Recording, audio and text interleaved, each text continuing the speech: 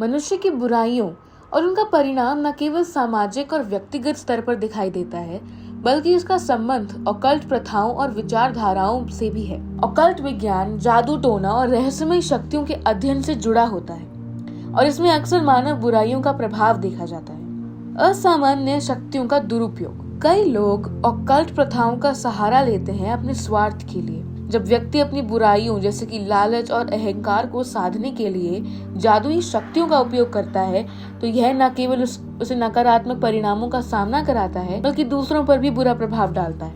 आध्यात्मिक पतन। ऑकल्ट प्रथाएं व्यक्ति को आध्यात्मिक मार्ग से भटका सकती हैं। जब कोई व्यक्ति बुराइयों में लिप्त होता है और ऑकल्ट सिद्धांतों की ओर अग्रसर होता है, तो उसकी आत्मा की शुद्धता और नैतिकता में कमी आती है। इससे आंतरिक शांति और संतोष की भावना में कमी आती है। सामाजिक टकराव। ऑकल्ट गतिविधियां अक्सर विवादास्पद होती हैं और समाज में असहमति पैदा कर सकती हैं। जब कोई व्यक्ति ऑकल्ट प्रथाओं के माध्यम से बुराइयों को फैलाता है, तो यह समाज में तनाव और टकराव का कारण बनता है। सकारात्मक शक्तियों का विकृति। ऑकल्ट में सकारात्मक शक्तियां भी होती हैं, जैसे कि ध्यान और साधना। लेकिन जब बुराइयों का प्रभाव इन शक्तियों पर पड़ता है, तो यह व्यक्तियों को गलत दिशा में ले जाता है। इससे आत्मशक्ति और मानसिक स्वास्थ्य पर नकारात्मक असर पड़ता है। कर्म का सिद्धांत। ऑकल्ट दृष्टिकोण में कर्म का सिद्धांत महत्वपूर्ण है। बुराइयां करने का परिणाम अंततः व्यक्ति को भोगना पड़ता है। जब कोई व्यक्ति ऑकल्ट साधनाओं के माध्यम से बुराई करता है,